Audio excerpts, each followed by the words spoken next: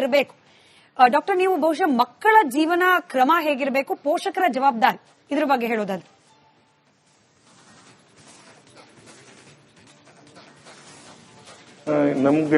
ನಮ್ದೇನು ಭಾರತೀಯ ಸಾಂಪ್ರದಾಯಿಕ ಪದ್ಧತಿ ಇದೆ, ಜೀವನ ಶೈಲಿ ಇದೆ, ಅದನ್ನ ನಾವು ಎಲ್ಲರೂ ವಾಪಸ್ ಅದನ್ನೇ ತಗೊಳ್ಬೇಕು.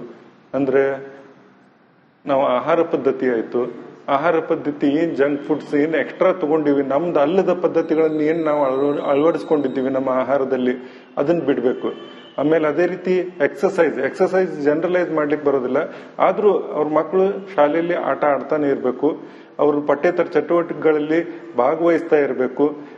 ಅವರು ಸುಮ್ಮನೆ ಕೂತ್ಕೊಂಡು ಯಾವುದೇ ಅವರು ಬಹಳ ಹೊತ್ತು ಸುಮ್ಮನೆ ಕೂತ್ಕೊಂಡು ಮೊಬೈಲ್ ನೋಡೋದು ಅಂತ ಚಟುವಟಿಕೆಗಳನ್ನು ಮಾಡಬಾರ್ದು. ಅದು ತುಂಬಾ ಮಾರ್ಕ್ ಆಗ್ತಾ ಇದೆ. ನಮ್ಮ ಅಧ್ಯಯನದಲ್ಲಿ 1 ರಿಂದ 4 ತಾಸು ತನಕ ಒಂದೊಂದು ಹುಡುಗರು ಅದನ್ನು ಪ್ರತಿ ದಿವಸ ಮೊಬೈಲ್ ಉಪಯೋಗ ಮಾಡ್ತಾ ಇದ್ರು.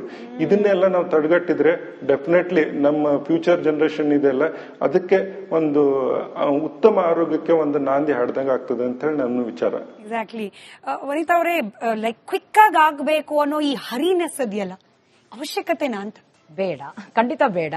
ಸೊ ಇವರು ಹೇಳ್ದಂಗೆ, ಡಾಕ್ಟರ್ ರಾಮ್ ಹೇಳ್ದಂಗೆ, ನಾವು ನಮ್ಮ we should go back to our times, olden times.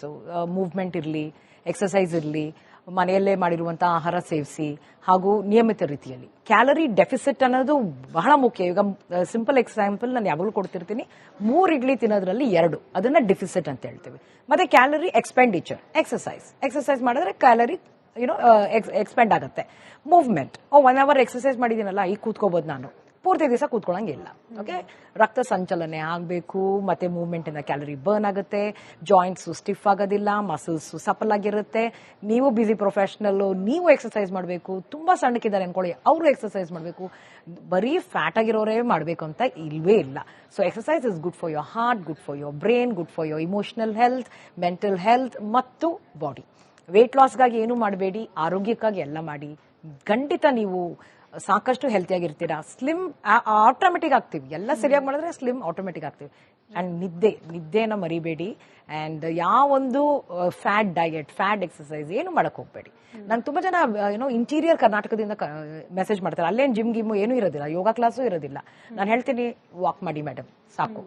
So ಇಷ್ಟು ಮಾಡಿ, ವಾಕಿಂಗ್ 30 to 40 ಮಿನಿಟ್ಸ್, ಸಿಂಪ್ಲೆಸ್ಟ್. ನಮ್ಮ ಕಾಲಲ್ಲೇ, ನಮ್ಮ ದೇಹದಲ್ಲೇ 2 ಡಾಕ್ಟರ್ ಇದ್ದಾರೆ, right doctor, left doctor, right leg, left leg. ಅದನ್ನ ಬಳಸಿ ಆರೋಗ್ಯವಂತರಾಗಿರಿ. Very nice. On that note, ನಮ್ಮ ಅಂಗೈಯಲ್ಲೇ ಆರೋಗ್ಯ ಇದೆ. ಆರೋಗ್ಯ ಹದಗೆಡ್ತಿರೋದು ಕೂಡ ನಮ್ಮ ಕೈ, ಅಂದ್ರೆ ಕೈಯಲ್ಲಿರೋ ಮೊಬೈಲು. ಹಾಗೆ ಬೇಗ ಬೇಗ ಎಲ್ಲವನ್ನೂ ಮಾಡಬೇಕು ಅನ್ನೋ ಹರಿಡ್ನೆಸ್ ಇಂದ ಸಮಾಧಾನವಾಗಿ ಹಾಗೆ ಸಂತೋಷವಾಗಿ ಬದುಕೋ ಅವಶ್ಯಕತೆ ಎಷ್ಟಿದೆ ಅನ್ನೋದನ್ನ ಇವತ್ತಿನ 1.5 ಗಂಟೆಗಳ ಕಾರ್ಯಕ್ರಮದಲ್ಲಿ ವೈದ್ಯರು, ಹಾಗೆ ಈ ದೈಹಿಕ ಆರೋಗ್ಯದ ಬಗ್ಗೆ ಗಮನ ಕೊಡಬೇಕಾಗಿರೋ ಕ್ಷೇತ್ರದಲ್ಲಿ ಪರಿಣಿತರಾದವರು, ವೈದ್ಯರು ಎಲ್ಲರೂ ಕೂಡ ಮಾಹಿತಿ ಕೊಟ್ಟಿದ್ದಾರೆ. ಇದರಿಂದ ನಿಮಗೆ ಉಪಯೋಗ ಆಯಿತು ಅಂತ ಹೇಳಿ ಭಾವಿಸ್ತೀವಿ. ಧನ್ಯವಾದ ಕಾರ್ಯಕ್ರಮ ನೋಡೋದಕ್ಕೆ, ಹಾಗೆ ಧನ್ಯವಾದ ಎಲ್ಲರಿಗೂ ಕಾರ್ಯಕ್ರಮದಲ್ಲಿ ಭಾಗಿಯಾಗಿದ್ದಕ್ಕೆ. ನೋಡ್ತಾ ಇರಿ ರಿಪಬ್ಲಿಕನ್, ಇದು ನಿಮ್ಮ ಧ್ವನಿ. ಹೇಗಿರಬೇಕು? ಡಾಕ್ಟರ್, ನೀವು ಬಹುಶಃ ಮಕ್ಕಳ ಜೀವನ ಕ್ರಮ ಹೇಗಿರಬೇಕು, ಪೋಷಕರ ಜವಾಬ್ದಾರಿ ಇದ್ರ ಬಗ್ಗೆ ಹೇಳೋದಾದ್ರೆ.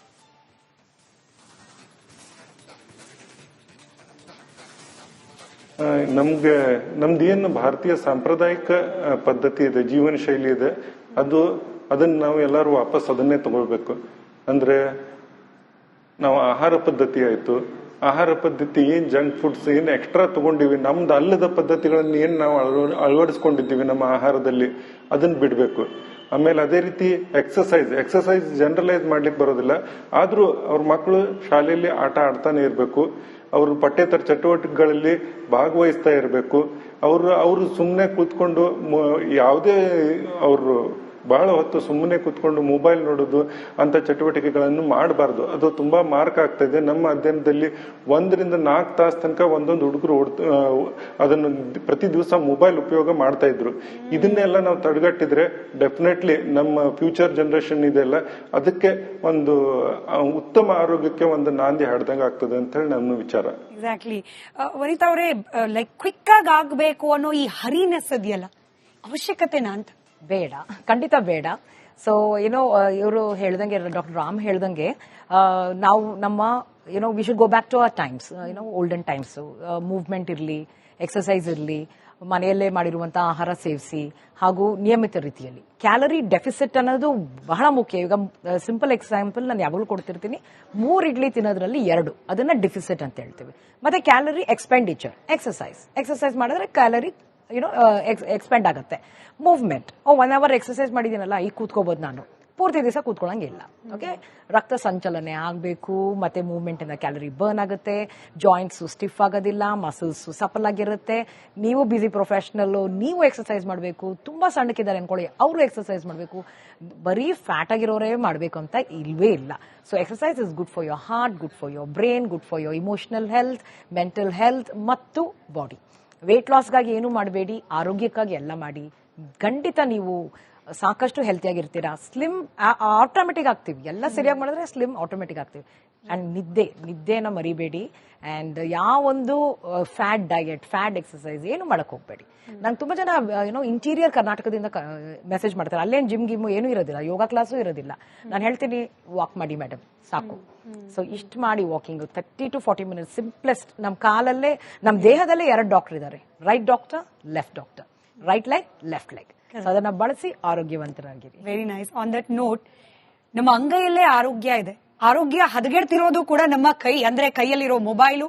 ಹಾಗೆ ಬೇಗ ಬೇಗ ಎಲ್ಲವನ್ನೂ ಮಾಡಬೇಕು ಅನ್ನೋ ಹರಿಡ್ನೆಸ್ ಇಂದ ಸಮಾಧಾನವಾಗಿ ಹಾಗೆ ಸಂತೋಷವಾಗಿ ಬದುಕೋ ಅವಶ್ಯಕತೆ ಎಷ್ಟಿದೆ ಅನ್ನೋದನ್ನ ಇವತ್ತಿನ 1.5 ಗಂಟೆಗಳ ಕಾರ್ಯಕ್ರಮದಲ್ಲಿ ವೈದ್ಯರು ಹಾಗೆ ಈ ದೈಹಿಕ ಆರೋಗ್ಯದ ಬಗ್ಗೆ ಗಮನ ಕೊಡಬೇಕಾಗಿರೋ ಕ್ಷೇತ್ರದಲ್ಲಿ ಪರಿಣಿತರಾದವರು, ವೈದ್ಯರು ಎಲ್ಲರೂ ಕೂಡ ಮಾಹಿತಿ ಕೊಟ್ಟಿದ್ದಾರೆ. ಇದರಿಂದ ನಿಮಗೆ ಉಪಯೋಗ ಆಯಿತು ಅಂತ ಹೇಳಿ ಭಾವಿಸ್ತೀವಿ. ಧನ್ಯವಾದ ಕಾರ್ಯಕ್ರಮ ನೋಡೋದಕ್ಕೆ, ಹಾಗೆ ಧನ್ಯವಾದ ಎಲ್ಲರಿಗೂ ಕಾರ್ಯಕ್ರಮದಲ್ಲಿ ಭಾಗಿಯಾಗಿದ್ದಕ್ಕೆ. ನೋಡ್ತಾ ಇರಿ ರಿಪಬ್ಲಿಕನ್, ಇದು ನಿಮ್ಮ ಧ್ವನಿ. ಏನ್ ಪ್ರಾಬ್ಲಮ್ ಇಲ್ಲ ಏರಿಯಾದಲ್ಲಿ? ಏನ್ ಪ್ರಾಬ್ಲಮ್? ಏನ್ ನಿಮ್ ಪ್ರಾಬ್ಲಮ್? ಏನೆಲ್ಲ ಪ್ರಾಬ್ಲಮ್ ಆಯ್ತಿಲ್ಲ ಹೇಳಿ.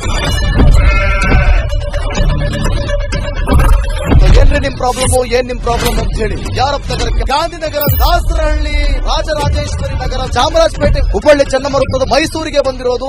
ಬ್ಯಾಡಗಿ ತಾಲೂಕಿಗೆ ನಾವು ಬಂದಿವ್ರಿ. ಸರ್ ಹೇಳಿ ಸರ್, ಏನ್ ಪ್ರಾಬ್ಲಮ್? ನಿಮ್ ಎಮ್ಎಲ್ಎ ಹೆಂಗೆ, ಏನೆಲ್ಲ ಸಮಸ್ಯೆಗಳು, ಏನ್ ಕಥೆಯಲ್ಲಿ ಬಂತ? ಯಾಯಪ್ಪ ಯಾವುದು ಬಂದಿಲ್ಲ. 2 months ಇಂದ ನೀರಿಲ್ಲ. ಟ್ಯಾಂಕರ್ ಬರ್ಬೇಕಾದ್ರೆ ರೋಡ್ ಸರಿ ಇಲ್ಲ. ಯಾರತ್ರ ಹೋಗಿ ಹೇಳೋದಕ್ಕೆ ನಮ್ಗೆ ಯಾರು ಇಲ್ಲ. ಇಲ್ಲಿ ಕಿತ್ತೋದ್ರೆ ಏನ್ ಅಲ್ಲ ಹಾಳಾಗೋದ್ರು ಇದು ಯಾರು ನೋಡರೇ ಗತಿ ಇಲ್ಲ. ನಾವಿದ್ದೀವಿ ಅಂತಾರೆ. ಇವಾಗ ಯಾರು ಎಮ್ಎಲ್ಎ ಮಗ ಒಂದ್ ದಿವಸನೂ ಬಂದಿಲ್ಲ. ಫುಲ್ ಸ್ಟ್ಯಾಂಡರ್ಡ್ ಲಕ್ಸುರಿಯಸ್ ಬೆಡ್ರೂಮ್ ಐತ್ರಿ ಅದ. Taj west end, Radisson Blue. Meeting ನಿಮ್ದು ಮೀಟಿಂಗ್ ಇಲ್ಲಿ ಮಾಡ್ರಿ. ಇಷ್ಟು ವರ್ಷ ಆಯ್ತು, ಇದಕ್ಕೆಲ್ಲ ಯಾರು ಸರ್ ಜವಾಬ್ದಾರಿ? 200 ರೂಪಾಯಿ ಬ್ಯಾಂಕ್ಗೆ ಹೋಗ್ತೀನಿ ಬರ್ತಾ ಇದ್ದೀನಿ. ಬ್ಯಾಂಕಿಗೆ ಹೋಗ್ತೀರಿ ಬರ್ತೀರಿ 2,000 ಮತ್ತೆ ಬರ್ತಾ ಇಲ್ಲ. 2,000 ನಂದೇ ಹೊಂಟೈತು. ನಿಲ್ ಮೇಲೆ ಭಾರಿ ಐಟ್ ಆದ ಮಾರ. ಮೇಡಮ್ ಬರಲ್ಲ ಕಣ್ರಿ ಸರ್. ರಾತ್ರಿ 1 ಗಂಟೆವರೆಗೂ ಎಣ್ಣೆ ಅಂಗಡಿ ತೆಗಿಬೇಕಂತ, ಬೆಳಗ್ಗೆ 4 ಗಂಟೆವರೆಗೂ ತೆಗಿಬೋದಲ್ಲ. ಮಗನೂ ನೋಡಲ್ಲ, ಯಾರು ನೋಡಲ್ಲ. ನಾನು ಒಬ್ಬಳು ನೋಡ್ಕೊಂತೀರಜ್ಜ. ನಮ್ಮ ಮಕ್ಕಳಿಗೆ ಅಮ್ಮ ಅಪ್ಪ ಇಲ್ಲ, ಅವರು ನೋಡಿ ಬರ್ತಾ ಇದೀವಿ. ದೇವ್ರು ಬಿಟ್ಟಂಗೆ ಆಗುತ್ತೆ.